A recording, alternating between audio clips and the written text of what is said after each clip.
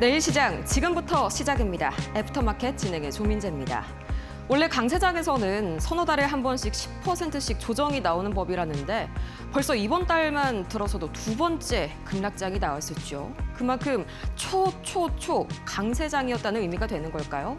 위로든 아래로든 어떤 방향으로든 오늘도 역대급 장세가 연출이 됐습니다. 그럼 일중 흐름 마감지수 통해서 바로 확인해 보시죠. 코스피 장마감 1시간 전에 서킷 브레이커가 걸리고 말았습니다. 거의 10% 가까이 급락하면서 8,200선대 초반까지 아슬아슬하게 밀려났고요. 코스닥도 상황이 좋지가 않았습니다. 오늘 장 중반에 매도 사이드카가 마찬가지로 발동된 코스닥이었죠. 900선이 무너진 상황이고요. 코스피 200도 10%대 엄청난 낙폭을 보였습니다. 이 대형주를 나타내는 지표죠. 이 최근 시장이요. 삼전닉스나 삼성전기 이런 일부 주도주를 중심으로 대형주를 중심으로 올라갔었기 때문에 이 핵심 대장주들이 조정을 받으니까 그만큼 지수 전체의 변동성이 커졌구나 해석을 해볼 수가 있겠습니다. 저는 개인적으로 이제 요새 그런 말이 있었잖아요. 삼전닉스가 좀 쉬어야 코스닥이 간다 이런 말이 있었는데 이렇게 좀 쉬는 걸 넘어서 역대급으로 급락하는 장에서는 이 코스닥도 별 수 없다는 점이 확인이 된 하루였네요. 일중 흐름으로 조금 더 자세하게 보시죠. 먼저 코스피 일중 흐름 보도록 하겠습니다. 먼저 코스피가 장 초반에 출발할 때 5일선을 살짝 이탈한 후에 이 전일 저가 근처에서 약간 반등을 시도를 했는데 이게 한 8,900선 정도 됐습니다. 문제는요. 이때 이제 미실현이익 과세, 이 논의 소식 같은 게 들려오게 되면서 매도세가 더 강해졌고요. 여기다가 설상가상으로 MSCI 관찰 대상국 등재에서 이 제외됐다, 실패했다는 악재가 겹치면서 코스피가 11선 부근까지 하락하게 됩니다. 결국 오후 2시 반쯤에 서킷 브레이커가 걸리게 된 코스피고요. 코스닥도 같은 이유로 오늘 좀 비슷한 그림이 그려졌습니다만 문제는요. 코스닥의 경우에는 지지선을 완전히 깼습니다. 코스닥은 올해로 약 5번째, 정확하게 5번째 매도 사이드카가 발동이 된 상황이고요. 이 3대 지수의 수급은 과연 어떻게 흘러가는지 바로 코스피부터 살펴보시죠. 먼저 코스피 수급 같은 경우에는 이 개인들을 보시면요. 오늘 이 포모에 휩싸이기가 딱 좋은 그런 시장이었습니다. 우선 이 코스닥 쪽에서 개인의 패닉셀이 좀 나왔습니다. 이 자금이 이제 코스피 대형주 쪽으로 이렇게 유입이 되는 모습이 관측이 됐고요. 이 조정받은 삼전닉스를 개인들이 좀 분할 매수하는 모습들이 눈에 띄더라고요. 외인들은요, 반대로 이제 6월 중순쯤에 좀 코스피에 들어와 주나 싶었는데 다시금 좀 매도 공세 펼쳤습니다. 오늘 코스피에서 4조 원 넘게 팔아내는 외국인 3거래일 연속 매도 행렬이 이어지고 있고요. 코스닥의 경우에는 이 코스피 개인이 던진 물량을 그대로 외국인이 받아내고요. 기관도 같이 받아내는 모습이 형성이 됐습니다. 만약에 이 기관 매수세가 좀 지속이 되고 그다음에 외국인도 계속해서 좀 더 여기에 눌러앉아 준다면 코스닥 중소형 성장주의 좀 반등을 기대해 볼 수 있지 않을까 이런 생각이 들더라고요. 그럼 오늘 시장에서 어떤 이슈에 집중해 봐야 할지 바로 체크해 보시죠. 오늘은요 할 얘기가 많습니다. 한 가지의 이야기만 준비를 했습니다. 대체 오늘 우리 시장 왜 급락했나? 제가요 여의도 쪽 이제 증권사 지인들과도 다양하게 한번 얘기를 나눠봤는데 큰 이유는요 총 5가지입니다. 첫 번째는 대외적 요인인데요. 일단은 간밤에 미증시가 급락을 했었죠. 뱅크 오브 아메리카에서 이제 금리 인상 가능성을 제시를 하게 되면서 이 성장주들 특히나 코스닥 위주로 매물이 강하게 출회가 됐고요. KPX가 많았던 기업들 특히나 반도체, 장비주들, 로봇주들 굉장히 흔들리는 모습이 연출이 됐었죠. 거기에다가 이제 이 밤 사이에 빅테크들 상황도 좋지가 못했습니다. 스페이스X 16% 하락했는데 무려 200억 달러 규모의 회사채를 발행한다. 쉽게 말해서 이 너무 많은 빚을 내서 투자를 하다 보니까 이거 과연 돈을 다 회수할 수 있겠어? 이런 의문점이 빅테크 전반에 퍼지게 된 것이죠. 또 마지막으로 구글도 5% 이렇게 내리면서 전반적으로 이 메모리를 사주는 빅테크들, 큰 손들이 흔들리다 보니까 반도체가 오늘 유난히 강하게 흔들렸다. 물론 차익 실현도 있겠지만 차익 실현은 누구나 다 알고 있는 재료잖아요. 거기에다가 이런 뒷배경이 있었다는 점 참고해 보시기 바라고요. 그런데 우리만 너무 많이 빠졌죠. 보시면요. 나스닥 지수가 1.3% 빠졌고 제가 이제 장 마감쯤에 캡처를 한 거긴 한데 각권이 약 1%, 니케이도 2%대 중후반 정도 빠졌습니다. 우리만 거의 이 서킷 브레이커급의 급락이 나온 이유, 바로 뒷장에서 보시죠. 우리만 가지고 있는 이유도 있었습니다. 총 4가지가 있었는데요. 가장 컸던 이유는 이 어제 시총 1위의 쟁탈전이 굉장히 좀 거세게 남았습니다. 어제 닉스가 3전을 추월했었죠. 근데 아무래도 이렇게 좀 이익 규모가 훨씬 작은 하이닉스가 기존의 1위 삼성전자를 시총으로 제쳤다는 데에서 과열 우려가 좀 자극이 되는 모습이었고요. 또 이어서 이런 말들도 나왔습니다. 우리 시각으로 오전 10시, 11시경쯤에 이제 주식 부동산 미실현 이익도 소득으로 잡고 포괄적 과세를 논의한다. 좀 어렵죠. 쉽게 설명드리겠습니다. 일부 정치권이랑 시민단체를 중심으로 이 주식이나 부동산을 팔지 않은 상태에서 자산 가치가 오른 것만으로도 과세를 해야 한다. 이런 주장이 오늘 오전에 나왔었는데요. 아니, 팔지도 않았는데 세금 내라고? 그럼 세금 낼 돈 마련하려면 주식 팔아야 되잖아. 이런 우려감이, 이런 논리가 주식시장 전반의 투심을 악화시킨 거죠. 거기에다가 낮 12시경 약 점심이었죠. 이 MSCI 관련해서도 굉장한 악재가 한 가지 들려왔습니다. 지수 편입, 이 선진국 지수에 편입할 수 있는 첫 번째 관문인 관찰 대상국 등재가 불발이 된 건데 이번 표를 한번 보시면요. 이 MSCI 선진국 지수가 1군이라면은 2군이 바로 MSCI 신흥국 지수입니다. 이 2군 리그에서 잘 뛰어야 선진국 지수로 올라갈 수 있는 거겠죠. 지금 보시다시피 우리나라가 최근 2개월간에 굉장히 좀 두각을 드러냈었거든요. 파란색이 한국입니다. 가볍게 중국을 제치는 모습까지 나오면서 기대감이 굉장히 컸었는데 그만큼 실망감도 컸고요. 당연히 여기에 편입되지 못한다면 이 추가적인 외인 자금 유입, 패시브 자금이라고 하죠. 이런 자금들도 똑같이 불발이 되는 상황이 된 겁니다. 거기에다가 굉장히 또 큰 이슈가 한 가지가 있었죠. 이 국민연금의 국내 주식 비중이 이번 6월 말에 일시적 유예가 종료가 됩니다. 최근 4거래일간 코스피에서 이 연기금이 1조 2천억 원 이상을 순매도했는데 이거 대부분이 국민연금 물량일 걸로 지금 추정이 되거든요. 이 선제적으로 좀 리밸런싱을 하기 위해서 국내 주식을 매도 중이다. 이것 때문에 강하게 밀렸다라는 해석까지 있었습니다. 이 허용 범위를 넘어선 현재 국내 비중의 주식을 맞추기 위해서는 최대 60조 원 규모의 국내 주식을 매도해야 한다. 이런 관측까지 나오는데 자, 종합을 해보자면요. 결론은 이거 하나입니다. 수급의 문제이지 이 펀더멘털, 이익을 만들어내는 나레이션 자체가 훼손된 것은 아닙니다. 단기적인 반등 구간을 기대해 볼 수 있다는 의미겠죠. 그래도 오늘 하루 너무 변동성도 가득했고요. 이 오랜만에 보는 서킷 브레이커까지 고생 많으셨습니다.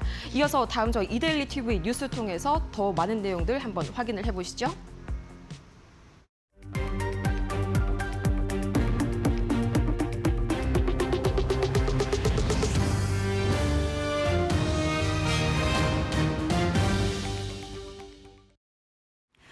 안녕하십니까. 조현민입니다. 이데일리 TV 뉴스 첫 번째 소식 전해드립니다. 삼성전자가 세계 최초로 양산한 6세대 고대역폭 메모리 HBM4가 출시 4개월 만에 누적 매출 10억 달러, 우리 돈 약 1조 5,400억 원을 돌파했습니다. 삼성전자는 지난 2월 12일 HBM4를 양산 출하한 이후 빠른 공급 확대에 힘입어 누적 매출 10억 달러를 넘어섰습니다. 주문형 반도체 수요가 급증하면서 삼성전자의 HBM 시장 점유율도 빠르게 확대되고 있는 것으로 분석됩니다. 삼성전자는 연말까지 생산 및 공급 물량을 지속적으로 늘릴 계획이며 업계에서는 올해만 100억 달러 이상의 매출을 기록할 것이라는 전망이 나옵니다. 이어서 오늘 삼성전자의 종가 확인하고 가도록 하겠습니다. 오늘 12% 하락하면서 오늘 장 마감했습니다. 장 초반부터 낙폭을 키우는 모습 보여줬고요. 31만 원 선에서 오늘 종가 형성했습니다. 이번 달 소비 심리가 2달 연속 개선됐습니다. 한국은행이 오늘 발표한 6월 소비자 심리지수는 106.6으로 전달보다 0.5포인트 올랐습니다. 개선 배경으로 반도체를 중심으로 수출 호조를 보이고 또 코스피가 9,000선을 넘어서면서 소비자 기대 심리를 끌어올렸습니다. 금리와 집값 전망은 큰 폭으로 올랐습니다. 금리 수준 전망 지수는 한 달 새 12포인트 급등한 126으로 9년 6개월 만에 최대 상승폭을 기록했고 주택가격 전망 지수도 8포인트 오른 120을 나타냈습니다. 코스피가 9,000선을 내준 가운데 삼성생명은 장 초반 한때 10% 가까이 급등했습니다.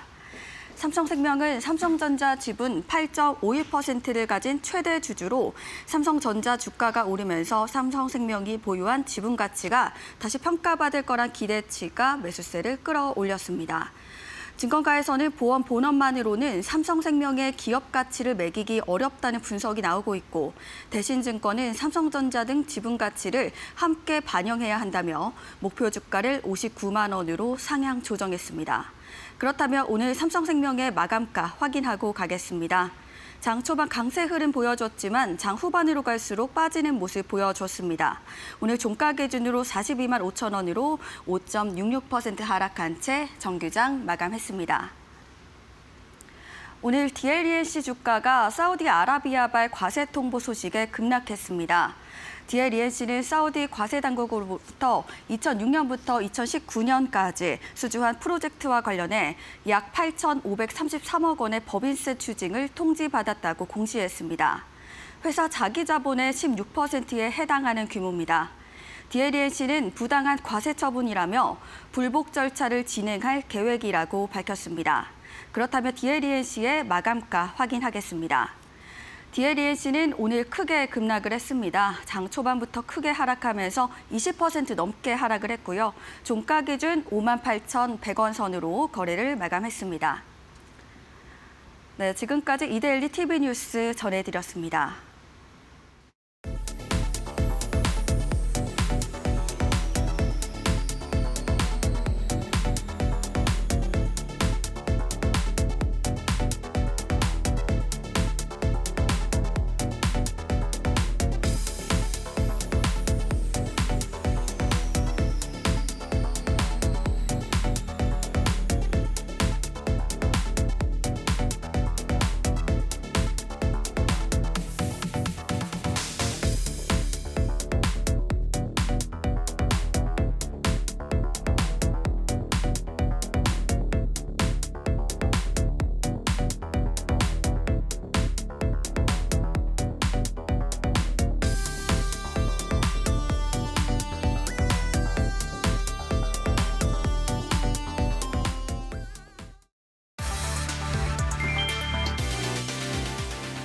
국민연금발, 매도 경고 등이 켜졌다. 국민연금으로 추정되는 연기금 자금이 나흘 동안 국내 주식 1조 3천억 원 가까이를 팔아치웠다.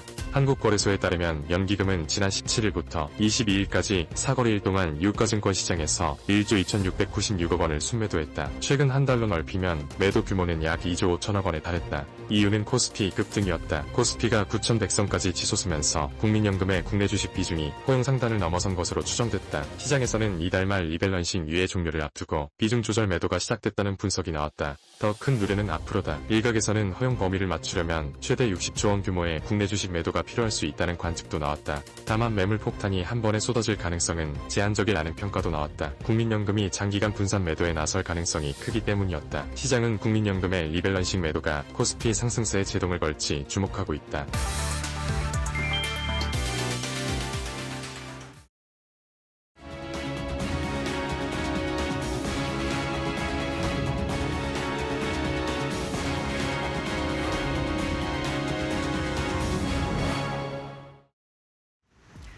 오늘 시장의 주인공이 숨고르기에 들어갔습니다. 반도체 대형주를 중심으로 매도 폭탄이 나오다 보니 코스피와 코스닥의 낙폭도 상당히 깊었는데요. 하락하는 종목이 압도적으로 많았던 검은 화요일이었습니다. 반도체 대형주로 쏠림 현상이 심화될 것이라는 분석이 나오고 있는데 과연 애프터마켓은 어떻게 흘러가고 있는지 확인해 보시죠. 먼저 코스피 시가총액 상위 종목들의 흐름부터 확인해 보겠습니다. 오늘 장 초반에 하락세로 출발을 했지만 잠깐 반등하는 모습을 보이기는 했습니다. 하지만 SK하이닉스와 삼성전자를 중심으로 매도세가 많이 나오면서 결국에는 코스피가 회복하지 못했는데요. 현재 SK하이닉스가 애프터마켓에서 11.72% 두 자릿수의 하락세를 보여주고 있고요. 삼성전자 역시 11.03% 낙폭을 더 키워내가고 있습니다. 그래도 특징적으로 살펴봐야 할 부분이 있습니다. 오늘 외국인이 SK하이닉스와 SK스퀘어는 대량으로 매도를 했지만 삼성전자와 삼성생명은 대량으로 매수했다라는 점은 체크를 하셔야겠고요. SK스퀘어도 오늘 흐름이 좋지가 않습니다. 6.29% 하락세 보여주고 있고요. MLCC와 유리기판 관련주가 어제도 조정을 받았는데 오늘도 조정을 받으면서 삼성전기가 9.56% 거의 10%에 가까운 하락세를 보여주고 있습니다. 어제 자동차 대표주들과 부품주들도 많이 하락을 했는데 오늘 현대차가 11.88% 떨어지면서 50만 원 선이 위태로운 상황입니다. 다음은 코스닥에서도 시가총액 상위 종목들의 흐름 확인해 보시죠. 제가 들어오기 전에 시가총액 상위 종목들을 살펴봤는데요. 하락하고 있는 종목들밖에 거의 없었습니다. 상승하는 종목을 찾아보기가 어려울 정도로 오늘 제약바이오와 로봇주 2차 전지까지 전체적으로 밀리는 모습을 보였는데요. 알테오젠이 5.71% 하락세 보여주고 있고요. 에코프로비엠과 에코프로가 연일 조정을 받으면서 어제도 애프터마켓에서 낙폭이 상당히 컸는데 현재는 10.74%, 10.39% 낙폭을 키워내가고 있습니다. 로봇주 안에서도 레인보우 로보틱스가 12.39% 두 자릿수의 급락세 보여주고 있고요. 그래도 어제 시장에서 반도체 소부장으로 매수세가 들어오면서 원익 IPS가 10%가 넘는 상승세를 보여주기도 했습니다. 하지만 오늘은 그 상승분을 거의 다 반납하는 듯한 흐름 보여주면서 11.13% 떨어지고 있습니다. 다음은 코스피에서 상승하고 있는 상위권의 종목들의 흐름 확인해 보도록 하겠습니다. 오늘 코스피에서는 은행주들이 장 초반에 급등세를 보이기도 했습니다. 금리 인상에 대한 기대감이 붙으면서 장 초반에 좋은 흐름을 보이기도 했고요. 현재는 편의점 관련주가 1위, 2위에 이름을 올리고 있습니다. 오늘 BGF 리테일 관련해서 리포트가 있었는데요. 한국투자증권에서는요. BGF 리테일의 2분기 실적을 매우 긍정적으로 평가를 했습니다. 영업이익과 이 매출이 더 늘어날 것이다라는 분석을 내놓으면서 오늘 4.91% 상승세 보여주고 있고요. GS 리테일도 하나증권의 리포트가 있었습니다. 편의점 부문에서 매출이 양호하다라는 평가도 있었고요. 동시에 홈쇼핑 부문에서는 마케팅 비용과 판촉 비용을 줄이면서 매출과 영업이익이 극대화될 것이다라는 분석도 있었습니다. 4.07% 상승세 보여주고 있습니다. 사실 편의점 관련주들의 이 실적은 양호한 상태인데요. 백화점주들이 워낙 실적이 잘 나오다 보니까 편의점주들이 상대적으로 가려졌다라고 생각해 보시면 되겠고요. 하방 리스크도 강하지 않다라는 부분은 체크를 하셔야겠습니다. 이외에도 편의점 관련주가 아닌 화장품 관련주인 달바 글로벌이 3.49% 상승세 보여주고 있고요. 미스터 홀딩스도 2.23%, 스틱 인베스트먼트도 3.83% 빨간 기둥 세우고 있습니다. 다음은 코스닥에서도 상승하고 있는 상위권의 종목들의 흐름 확인해 보도록 하겠습니다. 오늘 코스닥에서는 상승하는 종목을 더 찾아보기가 어려웠습니다. 제가 들어오기 전에 거의 8개 종목만이 상승을 하고 있었는데요. 그럼에도 불구하고 제약바이오 안에서는 선별적으로 상승하는 종목이 있었고요. 또 양자보안, 양자암호 관련주가 그래도 시세를 분출하고 있습니다. 먼저 엑스게이트부터 확인해 보겠습니다. 트럼프 대통령이 양자 컴퓨터 상용화를 조금 더 앞당기기 위해서 행정명령에 서명을 했습니다. 그래서 오늘 엑스게이트를 중심으로 매수세가 유입이 되면서 현재 19.14% 상승세 보여주고 있습니다. 큐로셀과 큐리오시스는 제약바이오라고 할 수가 있는데요. 일단 먼저 세계 최대의 이 바이오 전시회인 이 바이오 USA가 개막을 했습니다. 글로벌 기업과 과연 국내 기업이 어떻게 파트너십을 맺을지 시장은 주목을 하고 있고요. 하반기에는 다양한 이벤트들이 있습니다. 기술 수출도 있는데 항암 치료제와 비만 치료제에 있어서 임상 결과도 줄줄이 나온다고 하니까요. 하반기에는 제약바이오 관련해서 옥석 가리기 잘 하셔야 할 듯합니다. 현재 큐리오시스가 10.54% 상승세 보여주고 있고요. 큐로셀도 6.43% 오름세 보여주고 있습니다. ST도 7.40% 빨간 기둥을 세우고 있고요. 미래나노텍은 오늘 장 초반에 상한가를 터치를 했는데 현재도 상한가가 풀리지 않으면서 폭등세 보여주고 있습니다. 전고체 배터리 핵심 기술을 확보했다라는 소식이 들려왔기 때문입니다. 지금까지 애프터마켓 흐름 확인해봤습니다. 애프터마켓 1부 본격적으로 시작합니다. 오늘은 정필승 파트너와 함께합니다. 어서 오세요. 네, 안녕하십니까. 네, 오늘 같은 날에 또 옆에 계시니까 든든하네요. 네, 너무 보고 싶었습니다. 예. 우선은요, 오늘 사이드카를 넘어서 이제 서킷 브레이커까지 또 예. 오랜만에 걸렸다 보니까 뭐 네. 여러 가지 원인들 찾는 분석글들은 많이 보입니다만 일단 중요한 거는 뭐 반도체, 특히나 메모리의 펀더멘털을 훼손시킬 만한 뉴스는 없었거든요. 네. 오늘 장의 특징주도 약간 여기서 좀 비롯이 되는 거죠. 네, 맞습니다. 일단 뭐 시장 굉장히 힘들었던 시장이었던 것 같아요. 뭔가 어지러졌습니다. 큰 네. 노이즈가 없이 사실상 어제 이제 미국 증시 같은 경우에는 그래도 필라델피아 반도체 지수가 좀 올라왔었거든요.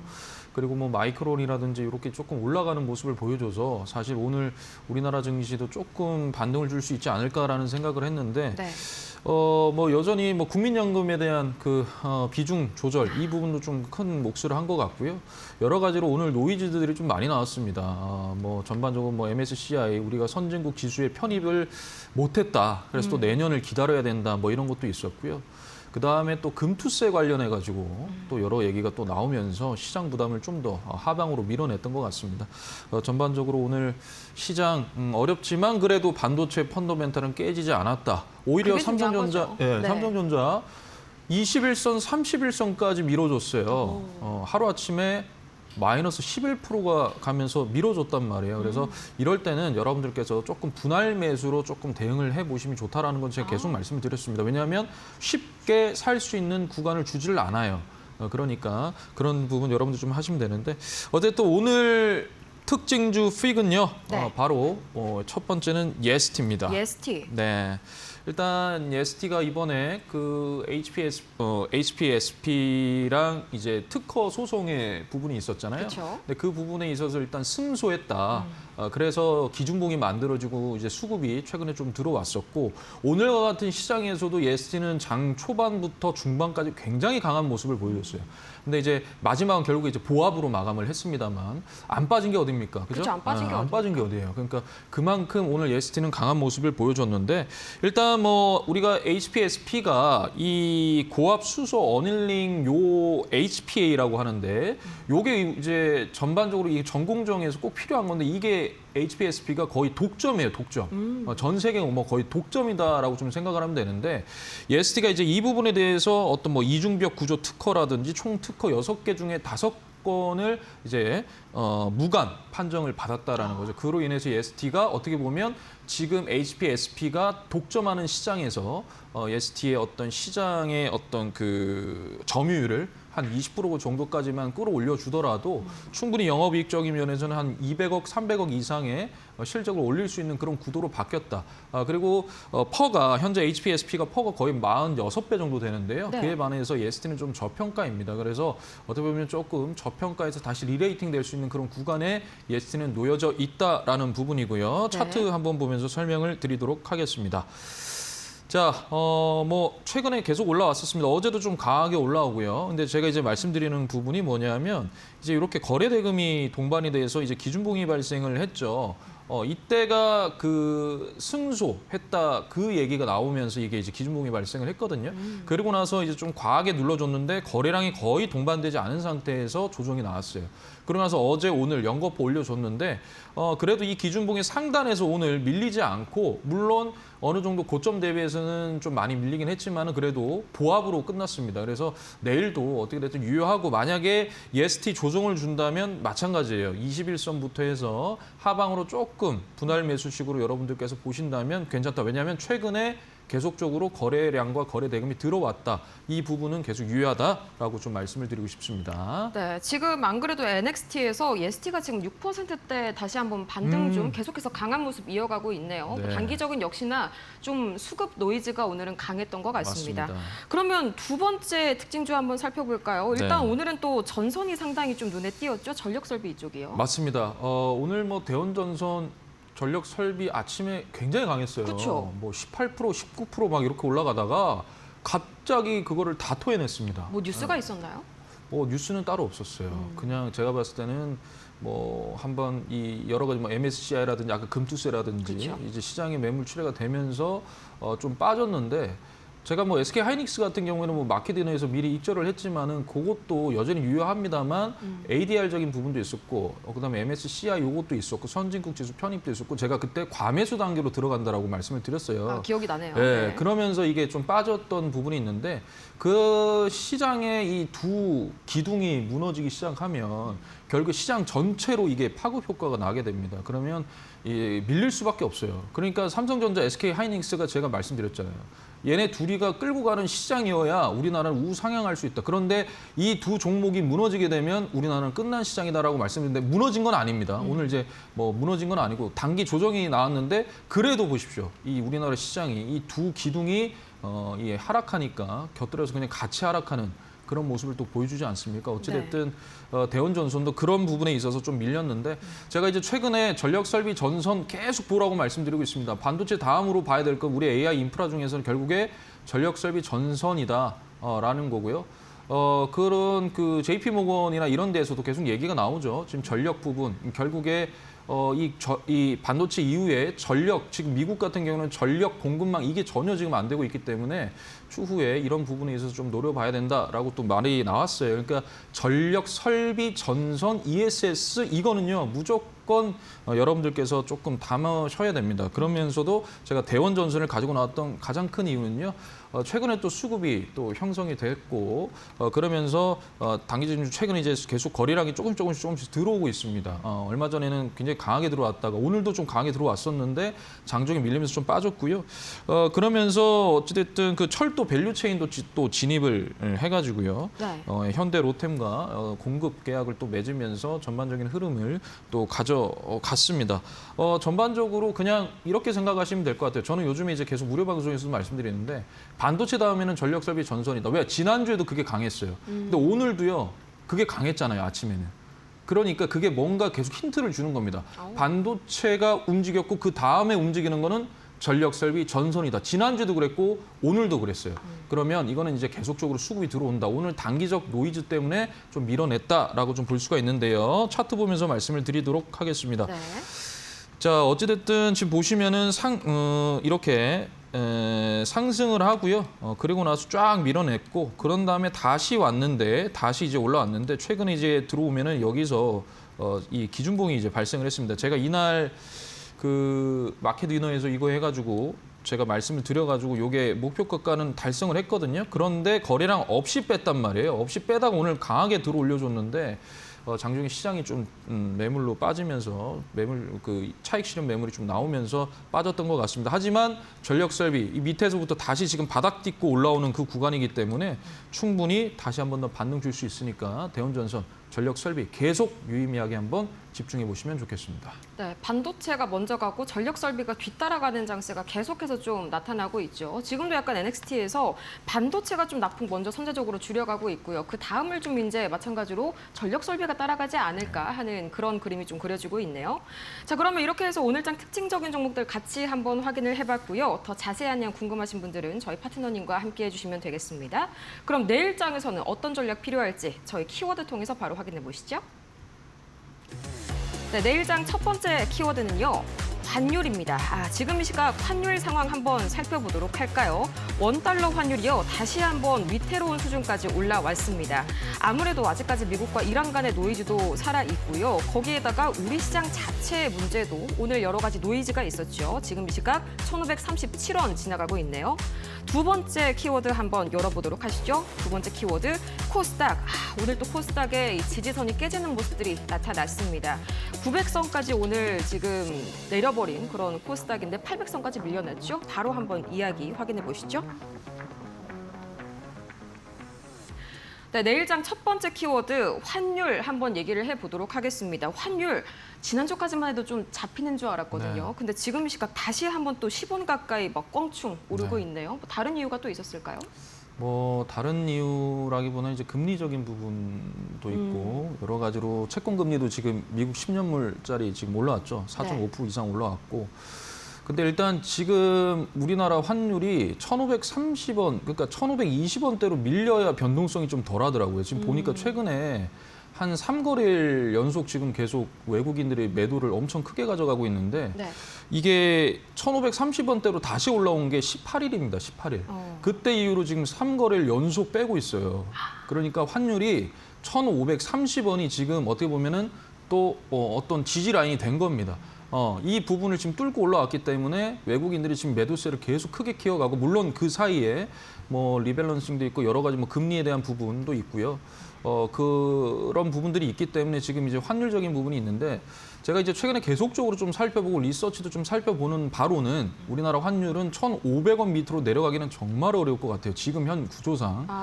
그러면 우리는 이제 마지노선을 어디다 둬야 되느냐? 저는 일단은 1,520원이라고 보고 싶어요. 일단 그 밑으로 빠졌을 때는 우리가 어느 정도 또 변동성 좀 줄이면서 또 상승하는 또 외국인들 수급 들어오는 모습이었는데 1,530원 돌파하자마자 바로 외국인들이 팔고 있거든요.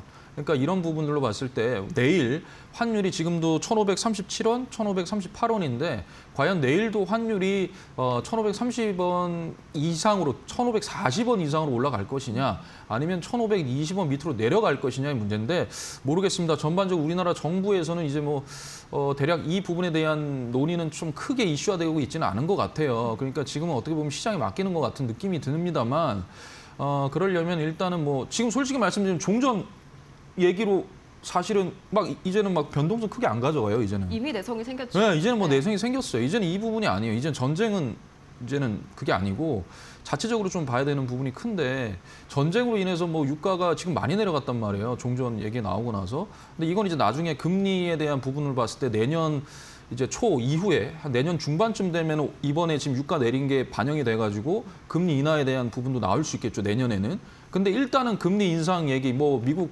연준의 금리 인상 올해 뭐 3번도 할 수 있다 뭐 이런 얘기도 나오는데 우리나라는 당연히 7월부터 나올 수 있고요. 그러니까 이제 그런 부담감이 있기 때문에 환율이 계속적으로 지금 이런 고환율에 좀 이슈가 된다. 그러면 우리가 고환율일 때는 과연 어떤 걸 해야 되느냐? 당연히 실적주의 술주들을 해야죠. 반도체. 네, 반도체밖에 없어요 지금. 실적이 나오는 게. 전력 설비, 전선 딱 이거밖에 없습니다. 조선 가능해요. 근데 조선은 주가 탄력성이 덜해요. 그리고 쉽게 주도주를 못 잡아요. 그러면 지금 현재 우리나라에서 완벽하게 주도주를 잡고 끌고 갈 수 있는 거는 반도체밖에 없단 말이에요.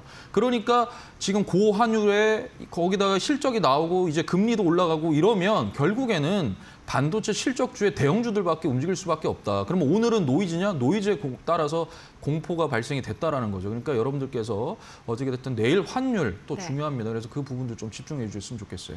네, 그래도 다행인 건요. 이제 장 마감 시점부터 갑자기 좀 외인이 선물에서 순매수 전환을 지금 한 2조 원 정도 확 해주고 있거든요. 네. 이 부분이 그래도 약간은 좀 희망적이지 않나 싶습니다.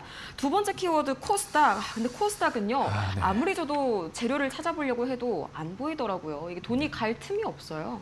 맞아요. 코스닥이 정말 어렵습니다. 이게 지금 다시 돌아온 거예요. 800선으로. 이게 1200 찍고 그냥 그대로 밀었는데 뭐 어제도 이제 코스닥 승강제 부분에서 7월 이제 다음 달에 어느 정도 가이드 라인이 나온다라고 얘기가 나왔고 네. 그다음에 거기에 들어갈 때 이제는 원래는 150 종목이었다가 100 종목이었다가 편입 종목이 프리미엄의 70 종목으로 줄었단 말이에요. 그러면 진짜 더 압축해서 완벽하게 실적주 위주로 이제 갈 수밖에 없다. 네. 근데 제가 이제 어제 그 리서치 나온 게 있어요. 어떤 건데요? 코스닥 그 편입될 만한 그 종목, 그 프리미엄에 편입될 만한 그런 종목들에 대한 리서치 나온 게 있는데 증권사에서 그걸 제가 밴드에 올려놨어요. 그걸 보시면 거의 대부분이 반도체예요. 소부장 쪽. 예. 네. 거의 대부분이 반도체 소부장입니다. 그게 왜 그러냐면 실적이 일단 나오고 그다음에 메모리 반도체에 대한 수급이 계속적으로 지금 올라갈 수밖에 없고 가격대도 좀 올라가고 지금 이제 HBM 우리나라 삼성전자, SK하이닉스, 마이크론이 전부 HBM에 막 열도하고 있을 때 상대적으로 디램은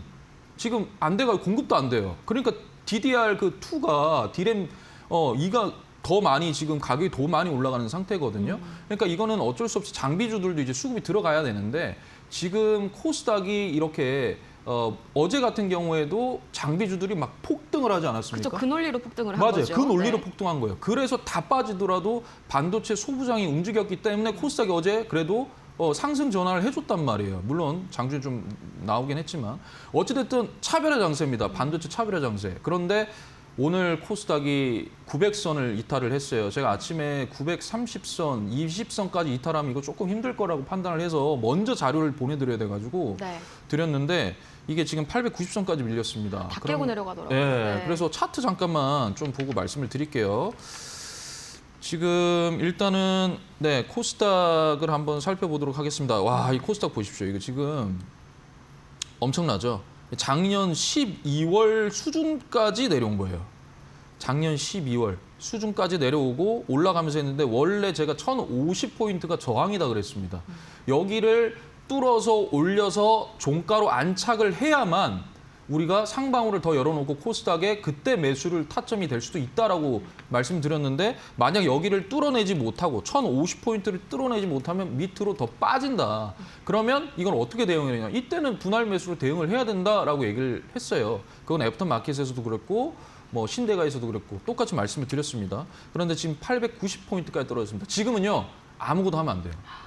지금 감망하셔야 돼요. 악재가 없이 이러는 게 더 무서운 것 같아요. 그러니까요. 네. 악재가 없이 그냥 수급이 안 간다는 소리고 원인을 해결이라도 하는데 네, 네. 수급이 가게 되면 결국에 SK하이닉스, 삼성전자만 움직이고 그러니까 이런 장세기 때문에 어떻게 보면 코스닥은 만약에 하시게 되면 ETF 하십시오. ETF.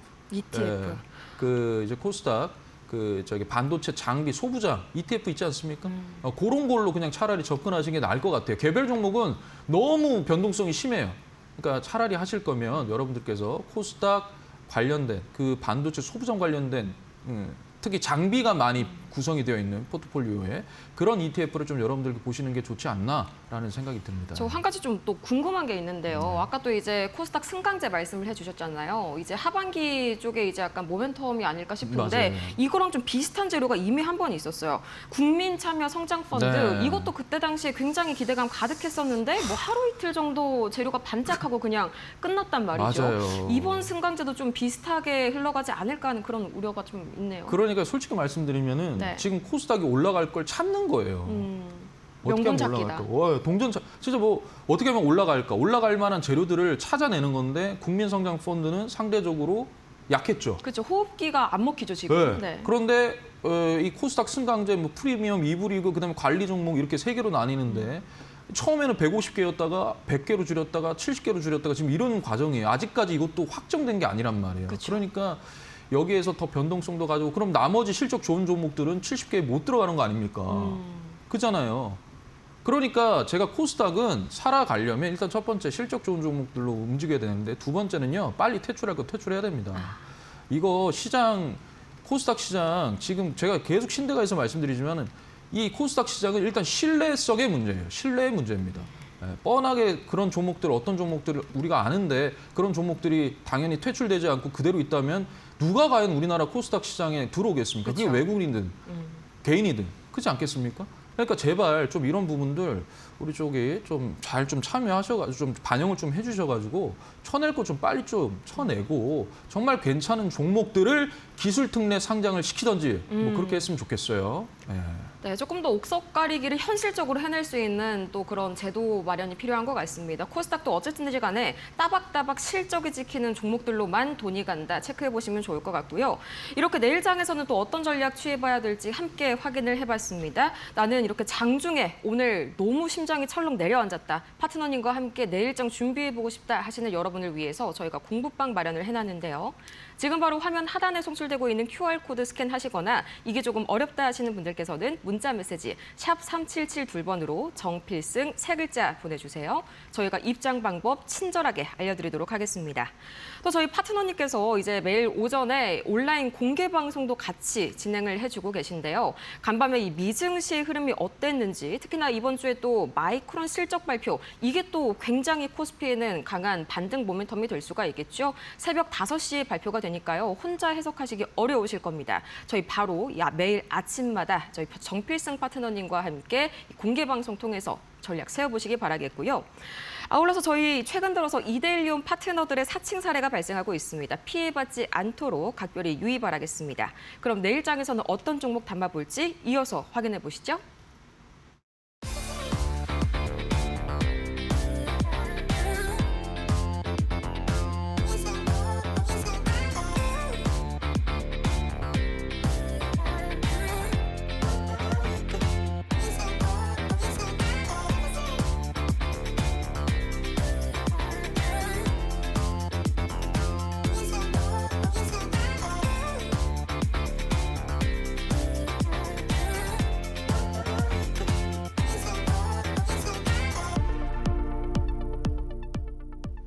애프터마켓 1부 이어갑니다. 저희 애프터마켓에서 제공해드리는 정보는 투자 판단을 위한 조언일 뿐, 이 투자에 따른 책임은 투자자 본인에게 있다는 점 체크해 보시기 바라겠고요. 그럼 내일장에서는 어떤 종목을 담아볼지 바로 여쭤보도록 할게요. 어렵네요. 내일장에서 어떤 종목을 사야 될까요? 정말 어렵습니다. 너무 어렵습니다. 너무 어렵습니다. 사실 그렇다고 막 테마주를 가지고 나올 수도 없고요. 위험하죠. 네, 위험하고. 그래서 그냥 아까도 말씀드렸지만 반도체 다음에 뭐가 좋을까?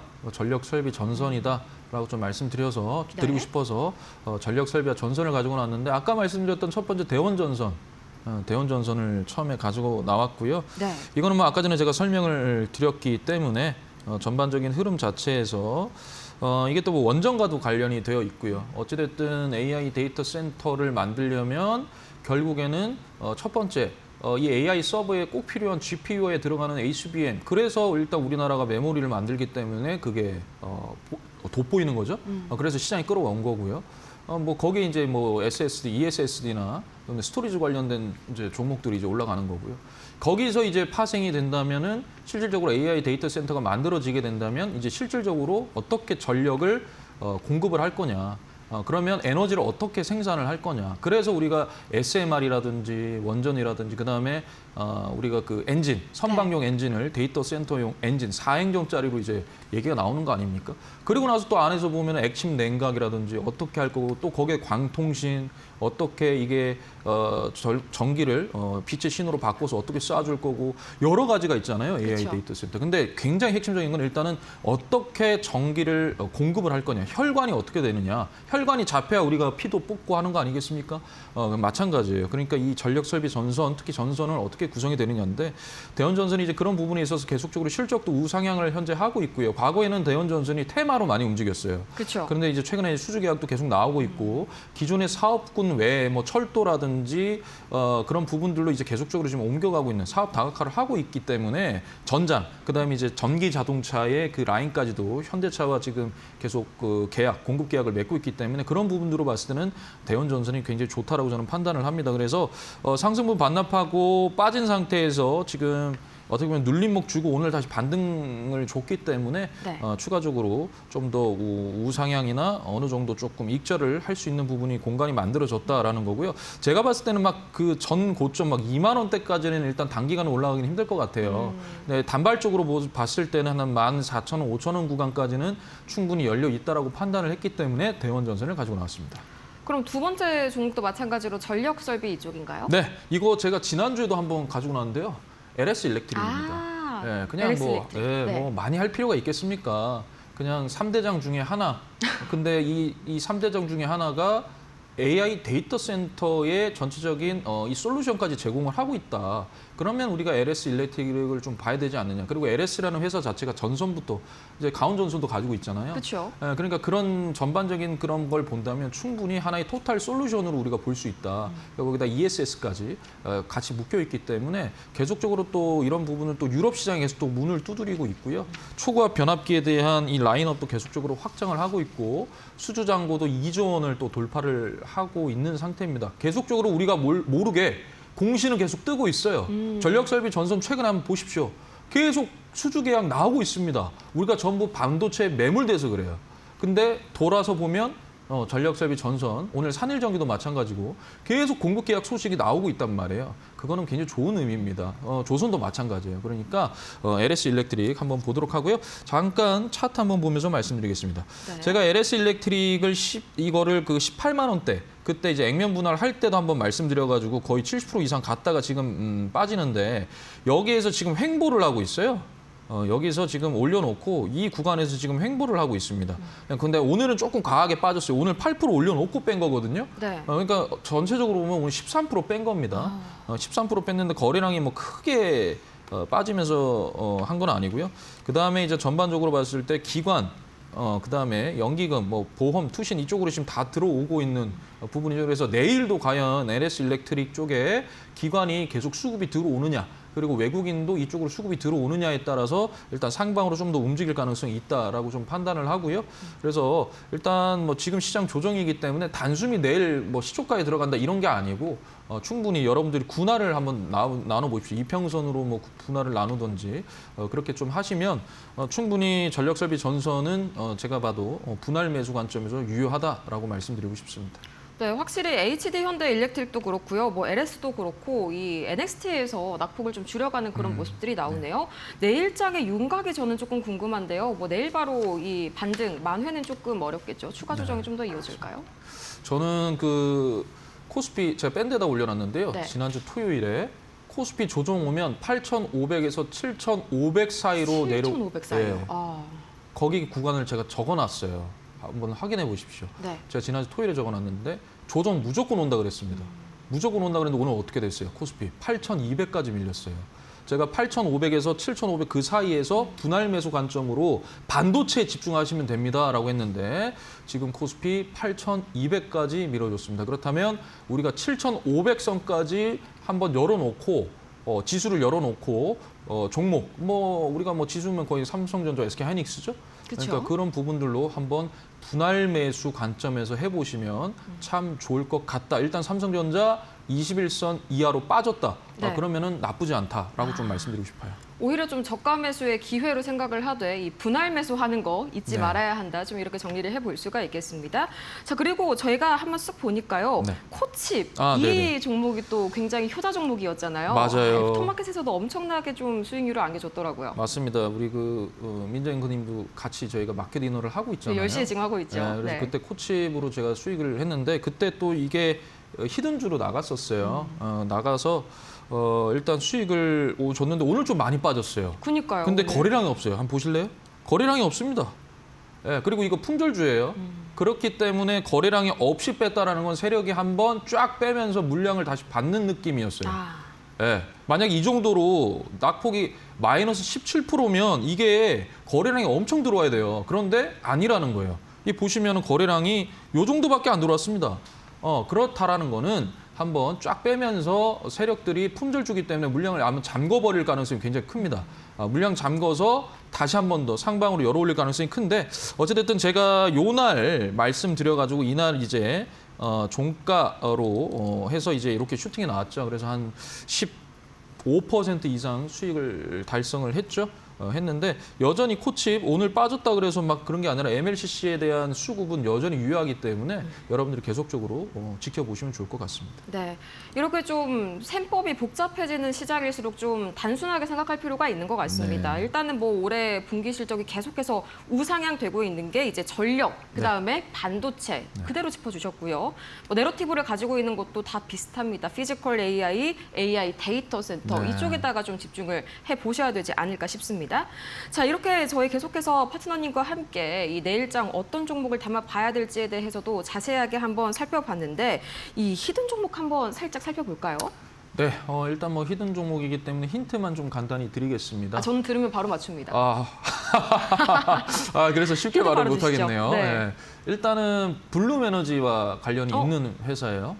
블룸에너지. 네, 블룸에너지와 관련이 있는 회사고 이게 이제 체질 개선에 나섰습니다. 단순 변압기를 파는 것이 아니라 특수 변압기 요거를 좀 판다. 이것만 들으셔도 아마 아실 분들은 많이 아실 거예요. 그다음에 이제 그 4개 분기 연속적으로 계속 우상향을 하고 있어요, 실적이. 그리고 영업이익률이 무려 37%입니다. 이게 전력 설비 전선 쪽이나 이연 쪽에서 37%라는 건 어마어마한 수치거든요. 그래서 그런 부분도 있고요. 그다음에 이제 최근에 이제 공시가 떴어요. 유럽의 BESS 요거 시장 공략을 해가지고 무려 한 430억 원 정도 규모의 공급 계약을 따냈는데 이게 2031년도까지입니다. 최근 수주가 계속 좋아지고 있어요. 계속 전년도 대비해서 더 많이, 전년도 매출에 뭐 거의 한 40% 이상 담당하고 막 이런 식으로 계속적으로 늘어나고 있기 때문에 이 부분 제가 방송 끝나고 무료 방송, 5시 무료 방송에서 여러분들께 종목 공개하도록 하겠습니다. 아, 무료. 그때까지 기다려야 되나요? 저는 살짝 지금 눈치를 채긴 했었거든요. 일단은 4글자죠. 네, 4글자고 예. 초성이 시옷이죠. 아, 여기까지 하도록 하겠습니다. 여러분 궁금하시죠? 아이고. 저희 바로 이제 방송 끝나고 파트너님과 함께 해주시면 좋을 것 같고요. 일단 일단은요, 지금 상황이 마냥 막 좋지만은 않습니다. 제가 나스닥 선물을 살짝 지금 말씀 주시는 와중에 살펴봤는데 추가적으로 좀 하락이 나오고 있는 것 같거든요. 2.2%가량 계속해서 좀 약세 흐름이 좀 두드러지고 있네요. 내일도요, 아침이 쉽지만은 않을 것 같습니다. 그래서 저희가 준비했습니다. 저희 방송이 아니더라도 매일 아침마다 파트너님과 함께할 수 있는 공개 방송 오전에 진행하고 있는데요. 간밤에 미증시 흐름 어땠는지, 오늘 장은 또 어떻게 준비해야 될지 저희 화면 하단 참고하셔가지고 함께해 주시길 바라겠고요. 이렇게 좀 매일매일 대응 전략 세워봐도 괜찮을 것 같습니다. 내일 또 아침에 마찬가지로 해주실 거죠? 네, 내일 아침에도 8시 10분에 네. 또 여러분들 찾아뵙도록 하겠습니다. 네, 8시 10분 참고를 해보시기 바라고요. 또 아까 그 히든 종목 궁금하다 이런 지금 댓글들이 많이 보이는데 저희 화면 하단 QR코드 통해서 확인을 해보실 수가 있겠습니다. 이게 조금 어려워요 하시는 분들께서는 문자 메시지 샵 3772번으로 정필승 3글자 보내주세요. 또 저희 삼전닉스 밀착 대응하면 저희 필승 파트너님이죠. 그렇죠, 삼전 닉스. 오늘 굉장히 또 인기 많아지실 것 같습니다. 좋습니다. 그럼 저희는 파트너님과 여기서 인사드리도록 할게요. 오늘 도움 말씀 고맙습니다. 네, 감사합니다. 네, 오늘 애프터마켓이 준비한 순서는 여기까지입니다. 힘든 하루 고생 많으셨고요. 저희는 내일 오후 4시에 다시 찾아오도록 할게요. 오늘도 함께해 주신 여러분 고맙습니다.